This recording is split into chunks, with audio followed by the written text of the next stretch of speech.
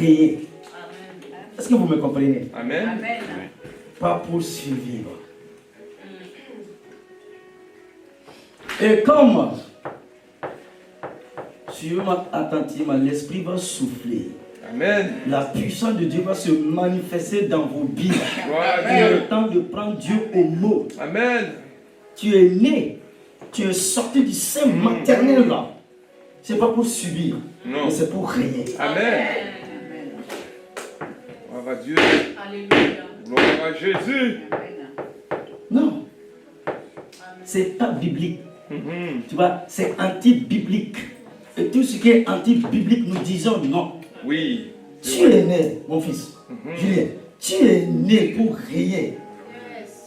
Gloire à Jésus. Déjà dans Genèse 1, la domination a été donnée au Fils des hommes. Amen. Ressuscité pour régner, pas pour survivre. Et merci pour Sardonis, merci pour l'introduction du pasteur Matthieu et les autres. C'est ça qu'on appelle Pâques. Amen. Vous savez, le royaume de Dieu, là, Paul dit, c'est pas parole, c'est pas bouche, c'est une puissance que tu dégages. Une onction, la force de l'esprit. Paul nous dit ici, il dit, Christ, ressuscité des morts, ne meurt plus. Amen. La mort n'a plus de pouvoir sur lui. Et je lis dans ma Bible parole de vie. La Bible version parole de vie. Dans Romains au chapitre 6, le verset 9. Qu'est-ce que Paul n'a pas été à la croix? En rentrant dans les mystères de Dieu, il dit à l'Église, nous le savons bien, depuis que le Christ s'est réveillé de la mort, il dit, il s'est réveillé de la mort, il ne doit plus mourir, la mort n'a plus de pouvoir sur lui. Amen. Waouh, quelle bonne parole du Seigneur. Église, le dimanche de Pâques n'est pas seulement la célébration d'un tombeau vide. Ce n'est pas uniquement le souvenir glorieux d'un événement passé, aussi central soit-il dans la foi chrétienne. Pâques est la proclamation d'un basculement définitif dans l'histoire du monde, dans l'ordre spirituel et dans la destinée de tous ceux qui appartiennent à Jésus-Christ. La résurrection ne signifie pas simplement que Jésus est revenu à la vie. Elle signifie qu'il est entré dans une vie d'un ordre supérieur. Une vie que la mort ne peut plus menacer, que les ténèbres ne peuvent plus contenir, que l'enfer ne peut plus contester. La résurrection n'est pas un retour à la vie ordinaire, mais une entrée dans la vie souveraine. C'est pourquoi Romains au chapitre 6, verset 9, déclare avec une force extraordinaire: Christ ressuscité des morts ne meurt plus. La mort n'a plus de pouvoir sur lui. Cette parole est immense.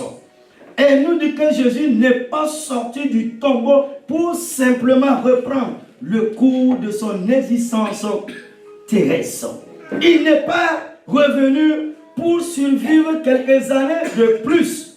Il est ressuscité pour régner. Il est ressuscité pour inaugurer une victoire irréversible. Amen. Il est ressuscité pour entrer dans la domination absolue sur tout ce qui tenait l'humanité captive. Le péché, la peur, la condamnation, la mort, l'enfer et toutes les puissances des ténèbres. Et si Christ est ressuscité pour régner, alors ceux qui sont unis à lui ne sont plus appelés à vivre dans une logique de survie.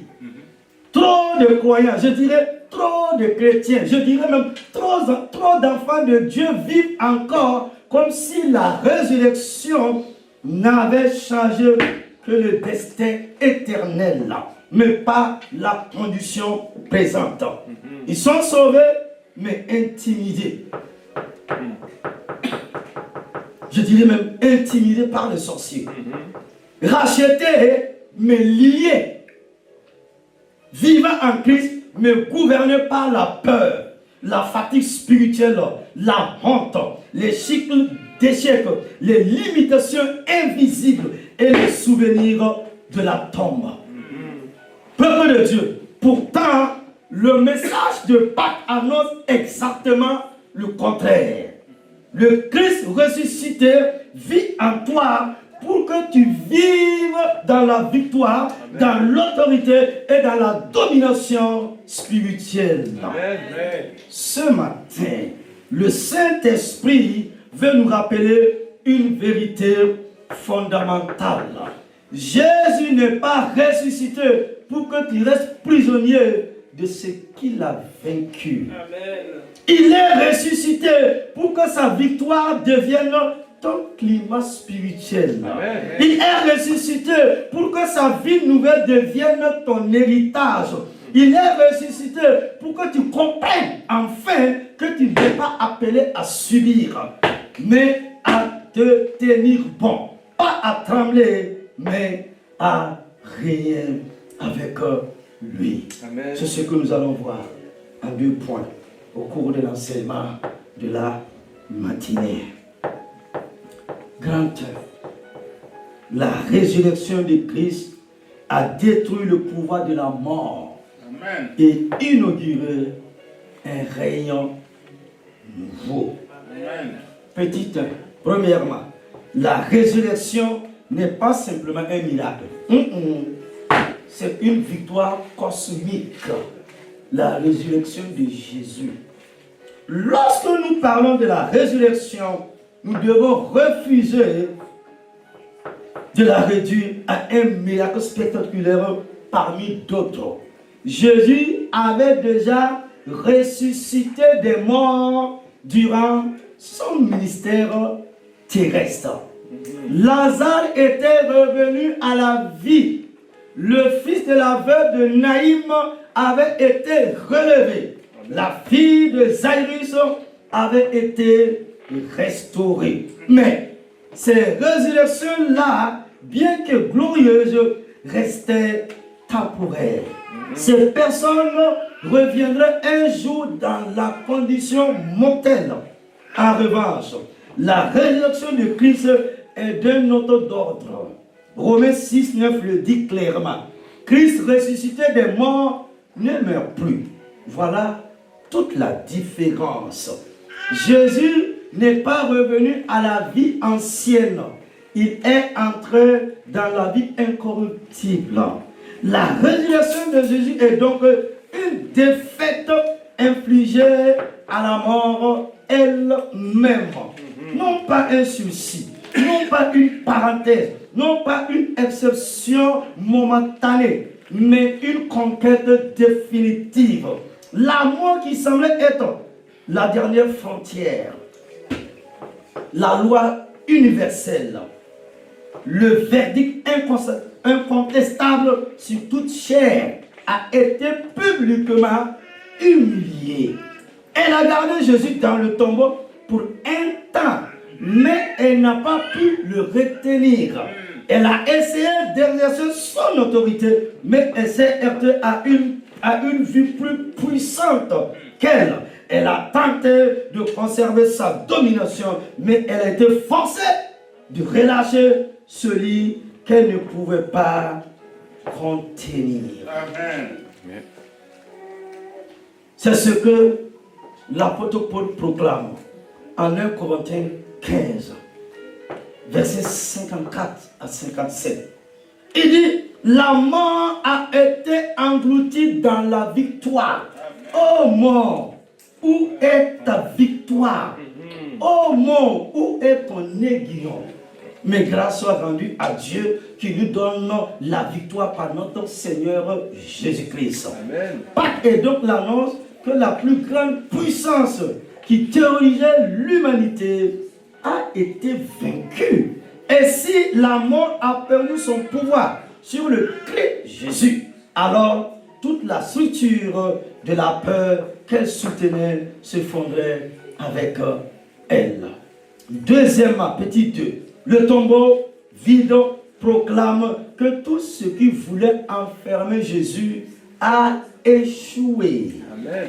Le tombeau n'est pas seulement un lieu de mort, il était un lieu de fermeture, de silence, d'humiliation apparente et de fin visible. Le corps de Jésus y avait été déposé comme si tout était terminé. Les hommes avaient roulé une pierre. Les autorités avaient placé des gardes. L'ennemi croyait avoir scellé l'affaire. Les disciples, quant à eux, étaient dispersés, découragés, enfermés dans la tristesse et la confusion. Tout semblait indiquer que l'histoire s'était achevée dans l'échec.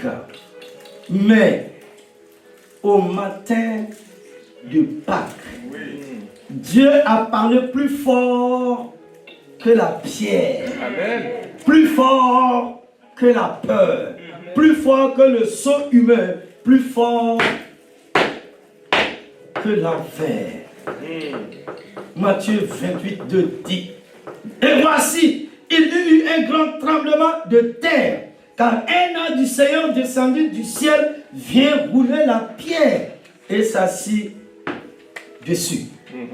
Quelle image! Église, quelle image! L'obstacle ultime est déplacé. Amen. Non dans la précipitation, mais avec une sérénité souveraine.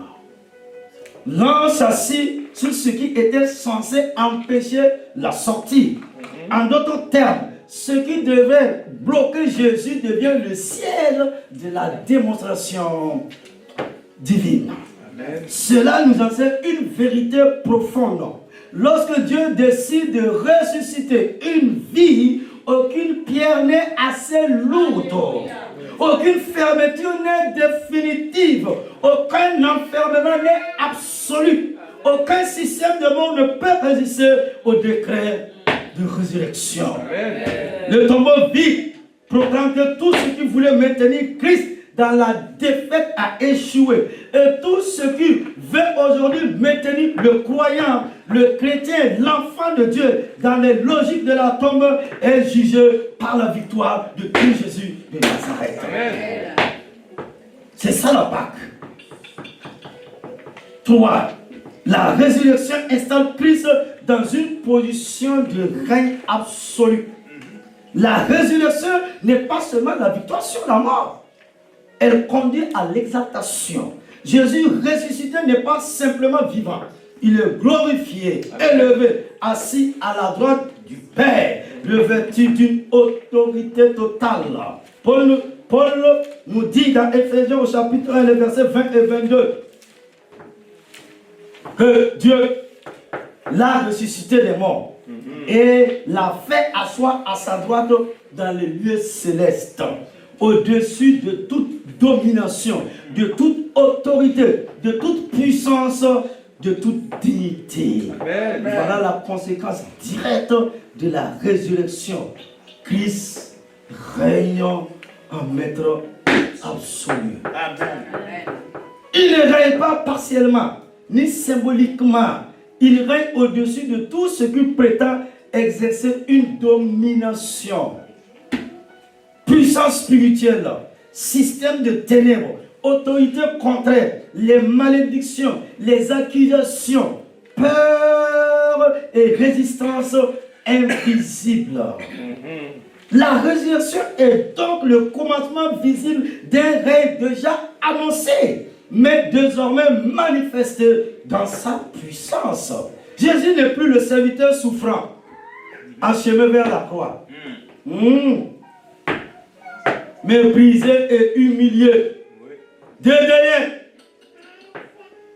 Il n'est plus le serviteur souffrant.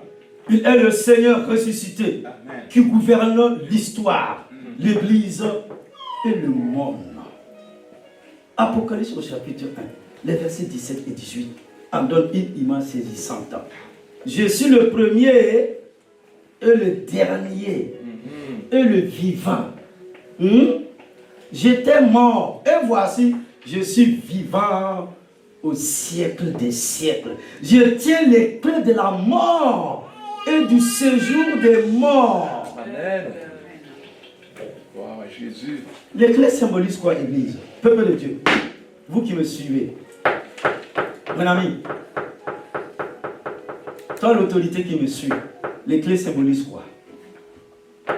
C'est l'autorité. C'est l'autorité, l'autorité.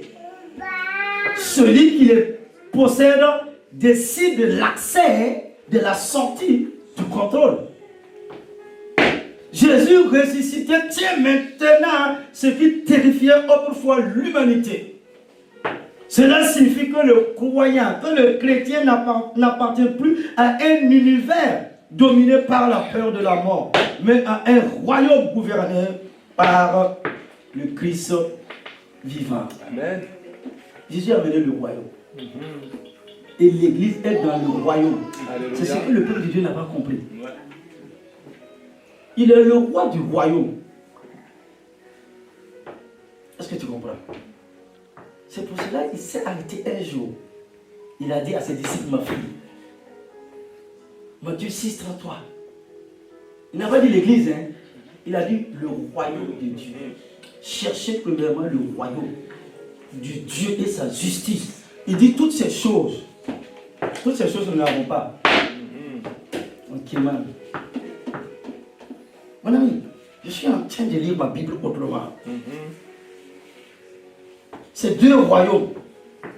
Il y a deux royaumes. Deux royaumes. Le royaume de Dieu et le royaume de Satan. Et la croix s'est fixée. Et le sang a parlé. Amen. Je crois que la vie chrétienne, c'est une autre chose. Nous devons aller à une autre dimension. Amen. Sinon, l'Église n'est pas différente là. Ouais. Oui. Salut. Alléluia.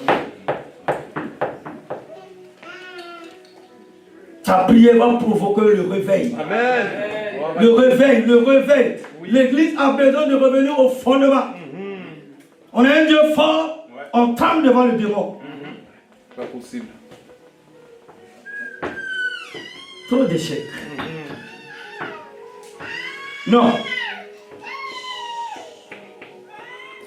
Je suis venu pour te rappeler, il y a une puissance, il y a une puissance, il y a une puissance de Dieu dans la résurrection de Christ Jésus de Nazareth. Amen. Tu n'es pas là pour subir.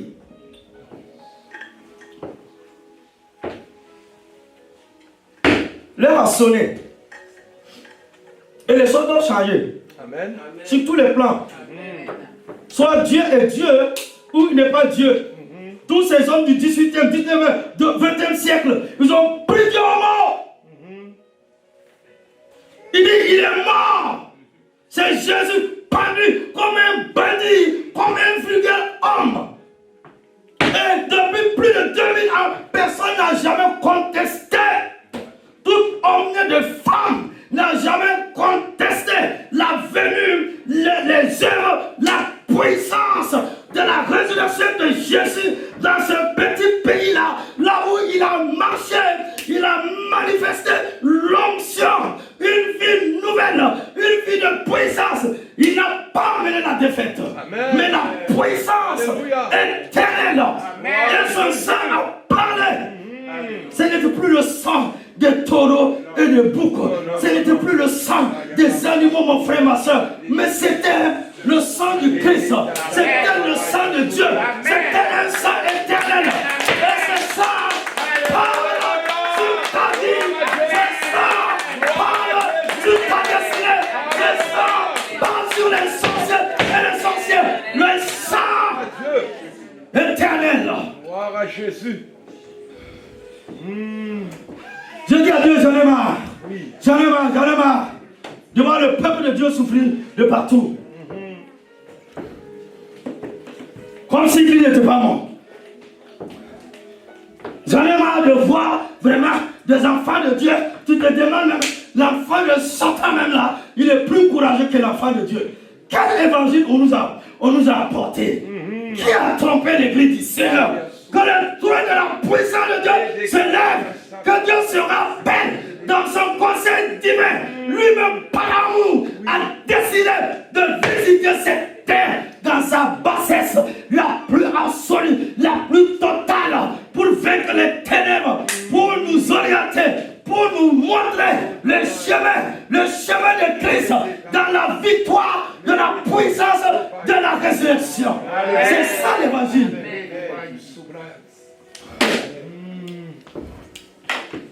Jésus.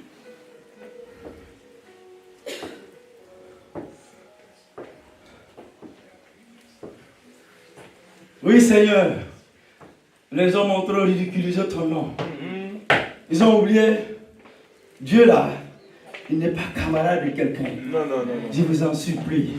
Il y a quelqu'un qui détient votre souffle. Oui. L'homme sans Dieu n'est rien. C'est vrai. On a vu ces présidents, on a vu ces rois, ces reines, les empereurs. La ville est quittée. Ils se sont retrouvés dans sa poubelle. Donc il y a un être suprême. Amen. On doit le rencontrer. Oui. Prenons-le au sérieux. Alléluia. Aide-nous, Seigneur. Ils ont défié Dieu. Ils sont morts. Pendant son temps, il parle de l'évangile et te dit, toi fils du diable, il est temps que les ténèbres s'abattent sur toi. Ne joue pas avec l'évangile du royaume. Élie n'a pas négocié avec Jézabel. Hein? Pourquoi vous laissez les Jézabel dans vos maisons, dans vos familles? Jézabel la sorcière. Élie n'a pas négocié. Ma Bible me dit, les chiens ont mangé Jézabel. Comment vous allez laisser ces gens foncièrement méchants limiter votre vie? Mais où est la puissance du sang de Jésus? Mon ami, j'ai dit, Dieu est à l'œuvre. Amen. Dieu est à l'œuvre. Alléluia. Dieu est à l'œuvre. Gloire à Dieu.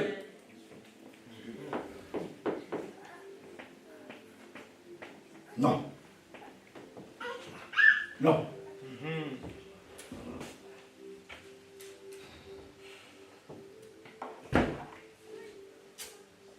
Seigneur, il ne va pas la gloire de ta grâce. Jésus.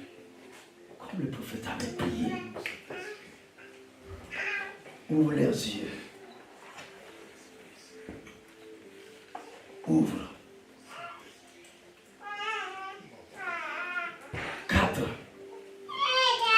Pâques annonce la fin de la survie spirituelle. Si Christ est ressuscité pour rien, alors le christianisme ne peut pas être une religion de survie. Il ne peut pas consister à tenir bon de justesse, à rester à flot à peine, à suivre le monde en attendant le ciel. Qui t'a dit que tu vas aller au ciel? Tu boudes avec Dieu, tu parles sur lui et puis tu vas aller chez lui. Regardez, est-ce que vous voyez un peu? Trop de chrétiens, trop d'enfants de Dieu vivent encore comme si Jésus avait été vaincu théoriquement, mais que la pratique quotidienne, c'est-à-dire leur vie de tous les jours, restait dominée par la peur, le péché, le blocage et l'écrasement intérieur. Or, la résurrection met fin à cette logique.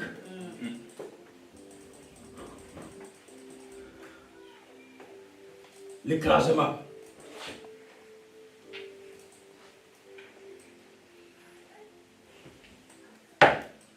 La résurrection ne t'annonce pas seulement que tu iras au ciel un jour. Elle t'annonce qu'une vie victorieuse est déjà disponible maintenant. J'aime ce nom des Anglais, maintenant.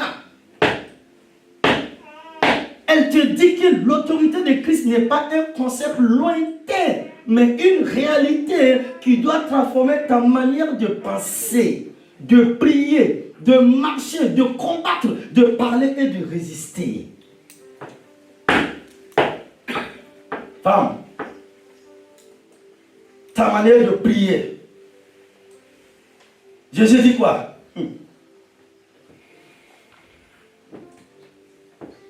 Jean-Baptiste n'avait pas compris l'homme de Dieu. Il dit, est-ce que c'est lui qu'on a parlé là? Moi-même, je suis là, en tant que son directeur de protocole. J'ai entendu quelques résurrections, quelques miracles. On doit encore attendre, encore. Jésus dit, allez lui dire. Et il dit aux disciples, vous savez, il dit, depuis Jean-Baptiste jusqu'à maintenant, il y a un royaume qui est là. Et le royaume est forcé. Et ce sont les violents. Amen. Si tu n'es pas violent dans la prière,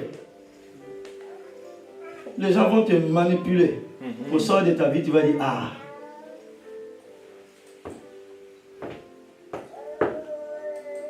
Une vie bénie, c'est possible. Amen. Restaurer. Alléluia. On ne peut pas être enchaîné toute une vie. Non.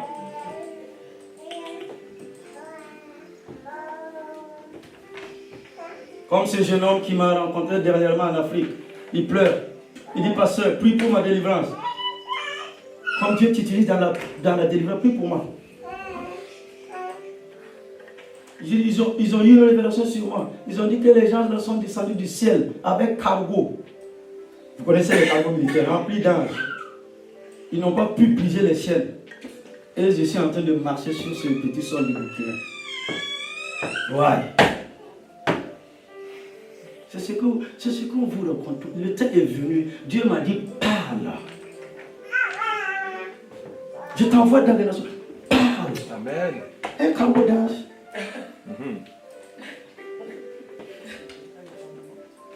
N'a pas pu me délivrer. J'ai regardé les yeux.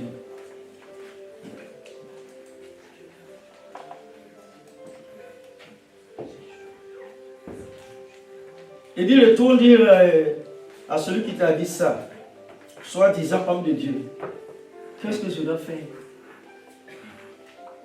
Parce que quand Pierre a prêché l'évangile, ils ont dit, hein? Que devons-nous faire? Il dit, crois au Seigneur Jésus.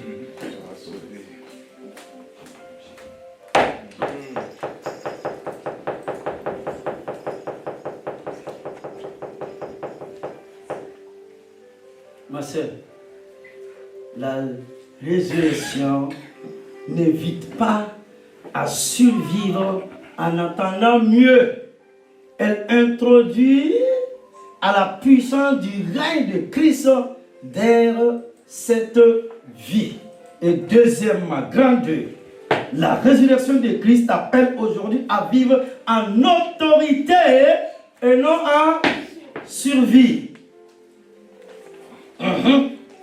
Premièrement, petit 1, si Christ vit en toi, tu ne peux plus te définir par la tombe. Le drame de nombreux croyants, le drame de nombreux chrétiens, le drame de beaucoup d'enfants de Dieu est qu'ils croient à la résurrection de Jésus, mais continuent à vivre comme si leur identité venait encore du tombeau. Suivez-moi.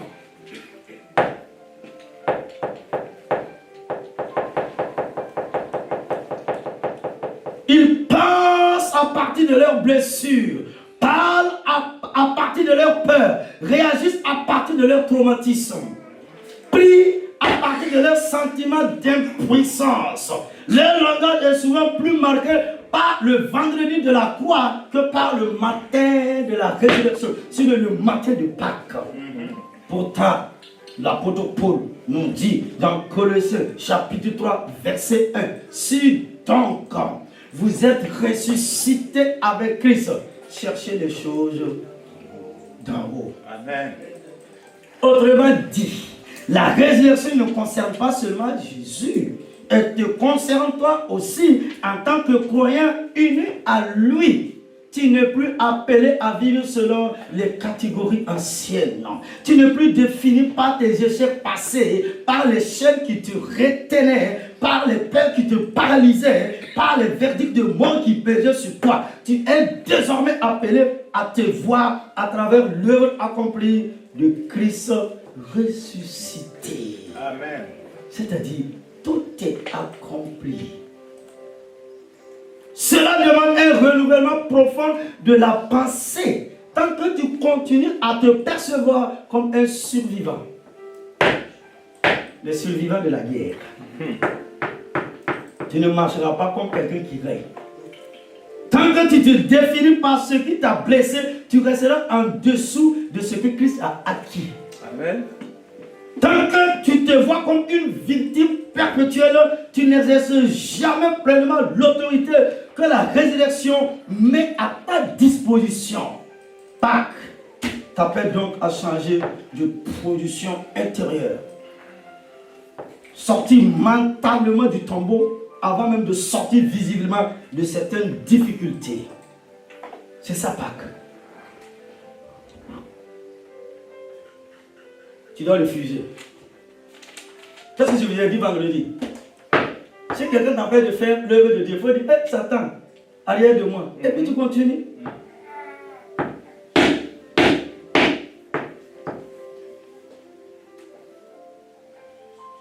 C'est ça Dieu. Si tu le prends au sérieux, il vient. C'est pas balle. Non. 2. La résurrection t'appelle à vivre en victoire sur la peur. Paul nous dit ici, toujours dans Romains au chapitre 6, verset 9, la mort n'a plus de pouvoir sur lui. Or, l'un des pouvoirs les plus redoutables de la mort, avant même la mort physique, c'est la peur. La peur du lendemain. Hébreux chapitre 2, versets 14 et 15 enseigne que Jésus a détruit celui qui avait la puissance de la mort, c'est-à-dire le diable, et qu'il a délivré tous ceux qui, par crainte de la mort, étaient toute leur vie retenus dans la servitude. Église, voilà l'enjeu. La peur était un système de servitude. Quand les gens veulent vous dominer là, ils amènent la peur.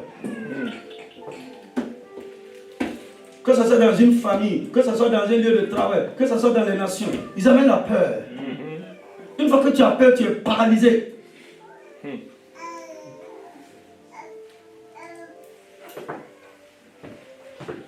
Jésus. Voilà l'enjeu. La peur était un système de servitude. La résurrection est venue briser ce système. La peur n'est pas seulement une émotion désagréable. Elle est souvent un gouvernement intérieur. Elle influence les décisions, limite l'obéissance, étouffe les rangs spirituels, bloque l'appel, réduit la vision, affaiblit la prière et empêche de marcher pleinement avec Dieu. Beaucoup ne sont pas dominés par un démon spectaculaire, mais par une peur silencieuse et persistante. Peur d'échouer, peur de manquer, peur de perdre, peur d'être exposé, peur d'obéir, peur d'espérer encore. Mais si le Christ ressuscité vit en toi, alors cette peur n'a plus le droit de gouverner ton existence. Non. 2 Timothée 1,7 déclare, ce n'est pas un esprit de timidité que Dieu nous a donné. 2 D'ailleurs, il faut faire très attention et puis avec les gens timides, calmes, qui parlent. J'ai un autre enseignement sur ça. Et je ne sais pas ce que tu as en face de toi. Mon ami, il faut envoyer le bout de feu. Amen. C'est un esprit. Tolère pas. Non. Non. Dans ce combat spirituel-là, on ne joue pas. Hein. Si tu déposes les armes, l'ennemi va te...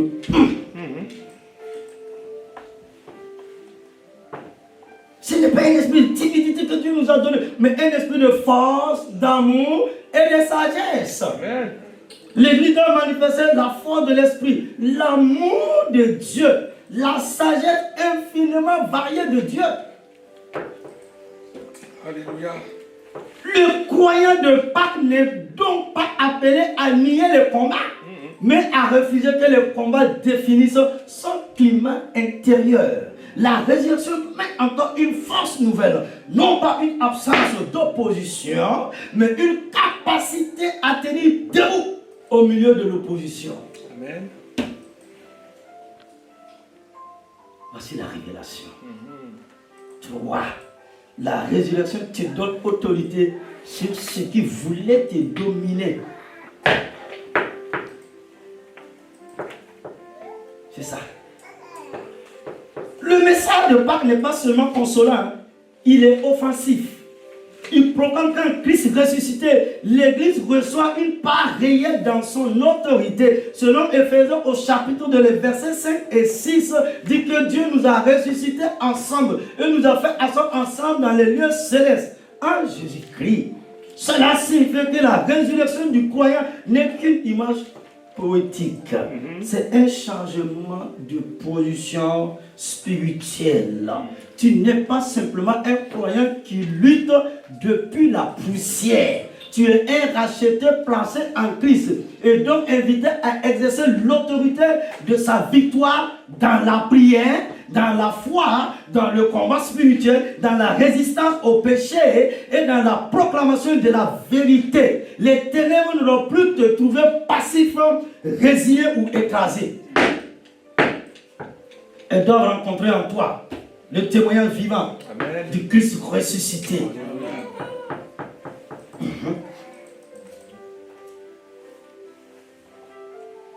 Cela ne signifie pas triomphalisme charnel, arrogance ou déni de lutte. Je vous parle dans le spirituel. Cela signifie conscience spirituelle. Cela signifie que tu dois cesser de traiter comme invincible des choses que Christ a déjà vaincues. Tu n'es pas appelé à négocier avec ce que Jésus a détruit. Il y a des choses qu'on ne négocie pas. Ma fille, non. Tu vas négocier avec une sorcière, faire quoi? Elle a un mandat, c'est de te détruire. Tu vas négocier, faire quoi?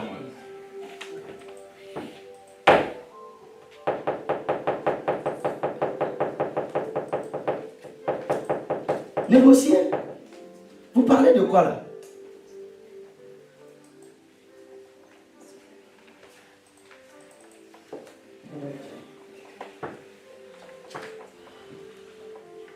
Il est présent. L'esprit veut se mouvoir.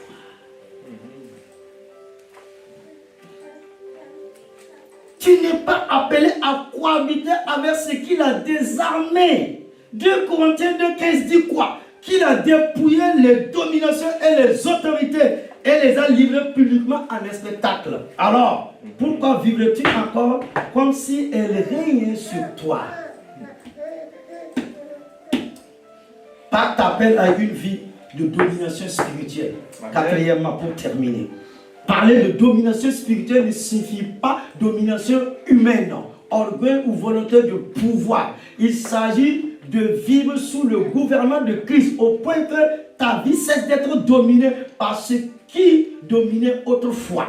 Tu n'es plus censé être gouverné par la chair, les anciens schémas, les blessures, les réactions charnelles, les cycles de défaite et les limitations invisibles. La résurrection t'appelle à une existence régie par la vie nouvelle. Amen.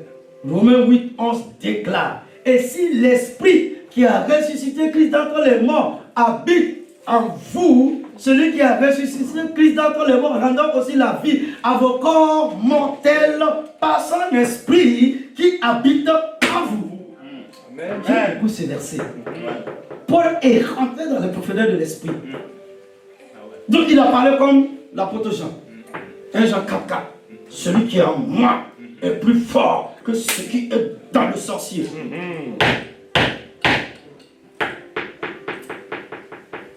Dieu.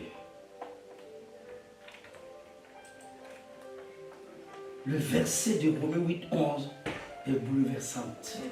Il affirme que la puissance qui a fait sortir Jésus du tombeau habite le croyant. Il ne s'agit pas simplement d'une admiration devant un miracle extérieur. Il s'agit d'une invasion intérieure par la puissance même de la résurrection.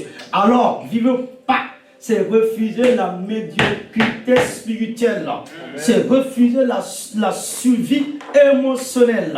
C'est refuser la passivité devant le péché, les oppressions, les intimidations et les plafonds invisibles.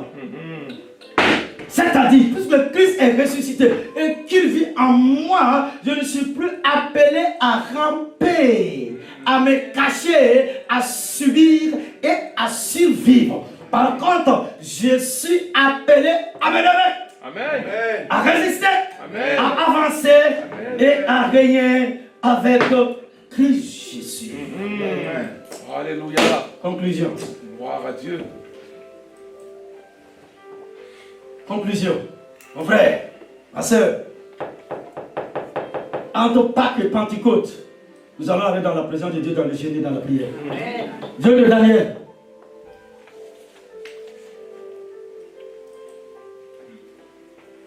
L'homme de Dieu a compris quelque chose. Il m'a dit, Daniel, il a prié matin, midi, soir, dans un pays étranger à Babylone.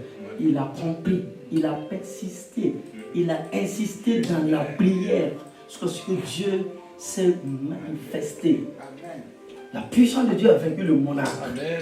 Il faut qu'on dise, mais toi, ton Jésus là, il n'est pas... ton Jésus est différent. Hein, oui. Effectivement, il y a un autre Jésus que les gens prêchent. Parce que Jésus de Nazareth, il est venu sous la forme humaine. Investi de l'autorité de la puissance de Dieu. Il a démontré le royaume. Il n'a pas fait de compromis. Amen.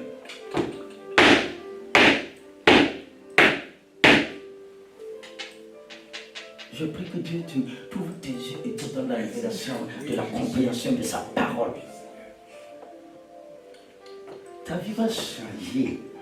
C'est l'œuvre de la croix là qui va changer les choses. Conclusion. Homme frère, Pâques est bien plus qu'une commémoration. C'est une confrontation. Une confrontation entre deux logiques. La logique de la tombe et la logique du trône. La logique de la peur et la logique du crainte. La logique de la survie et la logique de la victoire. Amen. Romains 6:9 proclame que Christ ressuscité des morts ne meurt plus. La mort n'a plus de pouvoir sur lui. Et si la mort n'a plus de pouvoir sur lui, alors tout ce qu'il possédait de son gouvernement, la peur, l'écrasement, la fatalité, la défaite, la honte et les verrous de l'ancien ordre perdent également son droit de régner sur ceux qui lui appartiennent. Aujourd'hui, le Seigneur veut te rappeler que tu n'as pas été sauvé pour survivre jusqu'au ciel. Tu n'as pas été racheté pour vivre sous l'intimidation. Tu n'as pas été uni à Christ pour rester lié à ce qu'il a déjà vaincu. Tu as été appelé pour entrer dans la vie victorieuse du ressuscité. Amen. Tu as été appelé à penser comme un ressuscité, à prier comme un ressuscité, à marcher comme un ressuscité et à combattre comme un ressuscité. Alors, en ce dimanche de Pâques, une question se pose. Vis-tu encore comme quelqu'un qui sort à peine du tombeau ou quelqu'un qui règne avec le Christ ressuscité? La réponse est en toi, du fond de ton cœur. Christ est vivant et il habite en toi pour que tu te lèves dans la puissance de sa résurrection. Amen. Tu dois te lever dans la puissance de la résurrection de Jésus en ce dimanche de Pâques pour régner, dominer, vivre dans l'excellence, dans la gloire, entrer dans ta destinée, dans ce que Dieu a dit pour toi. Amen. C'est le sang, la résurrection qui décide de ta destinée. Amen. Fini les limitations. Fini, c'est fini, c'est fini. Le Dieu des cieux parle et sa voix traverse les âges, les générations. C'est une voix puissante. Comme à Sinaï, lève-toi en ce matin, Église de Jésus-Christ, pour régner dans la victoire. Pour régner dans la puissance, dans la gloire de Dieu.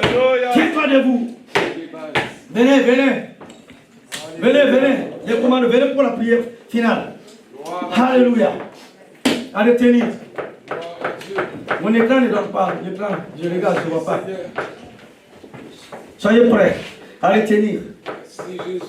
Premièrement, Jésus n'est pas ressuscité pour revenir à une vie ordinaire, mais pour régner en vainqueur, ayant définitivement brisé le pouvoir de la mort. Oh yes. 2. Sa résurrection n'est pas seulement un événement à célébrer, mais une réalité à vivre. Elle nous appelle à quitter une vie de peur et de survie pour entrer dans une vie d'autorité et de victoire. Amen. C'est ça l'évangile. 3. Parce que Christ est ressuscité, le Christ ressuscité vit en nous, nous ne sommes plus appelés à subir. Qui t'a dit que les affaires ne vont plus marcher? Ça se subit, ça doit marcher. Amen. Mais à nous lever et marcher dans la puissance de la résurrection. Amen. Père éternel, prière finale. Je dis avec une foi profonde, proclamons ensemble. Père éternel, Père éternel, Père éternel, Père éternel, nous te rendons grâce en ce jour de Pâques. Nous te rendons grâce en ce jour de Pâques. Pour la victoire parfaite. Pour la victoire parfaite. Et irréversible de Jésus-Christ à la croix et dans la résurrection. Et irréversible de Jésus-Christ à la croix et dans la résurrection. Tu n'es pas un Dieu du passé. Tu n'es pas un Dieu du passé. Tu n'es pas un Dieu du passé. Tu n'es pas un Dieu du passé. Tu n'es pas un Dieu du passé.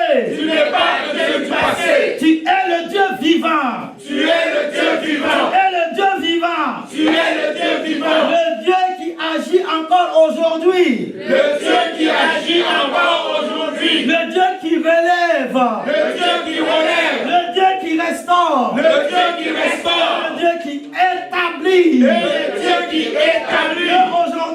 Et aujourd'hui, Seigneur, nous refusons de vivre comme si nous étions encore enfermés dans le tombeau. Nous refusons de vivre comme si nous étions encore enfermés dans le tombeau. Nous refusons de vivre comme si nous étions encore enfermés dans le tombeau. Nous refusons de vivre comme si nous étions encore enfermés dans le tombeau. Nous renonçons à toute mentalité de survie. Nous renonçons à toute mentalité de survie. Apprends-nous à marcher comme des ressuscités. Apprends-nous à marcher comme des ressuscités. Apprends-nous à marcher comme des ressuscités. Apprends-nous à marcher comme des ressuscités. À parler comme des ressuscités. À parler comme des ressuscités. À prier avec autorité. À prier avec autorité. À prier avec autorité. À prier avec autorité. À prier avec autorité. À prier avec autorité. À résister avec foi. À résister avec foi.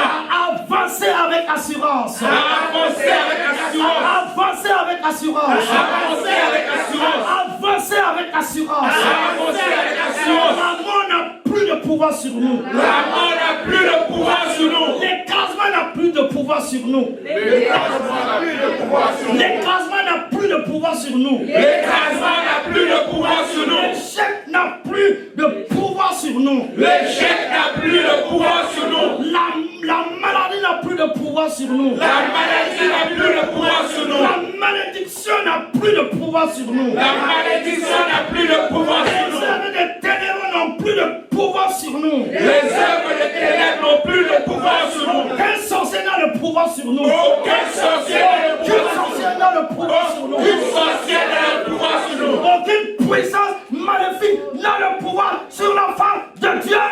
Aucune puissance maléfique n'a le pouvoir sur l'enfant de Au Dieu. nom puissant de Jésus. Au nom puissant de Au Jésus. nom puissant de Jésus. Au nom puissant de Jésus. Puissant de Jésus. Au nom puissant de Jésus. Ressuscité. Le ressuscité. Ressuscité. Le ressuscité. Ressuscité. Le ressuscité. Tout puissant.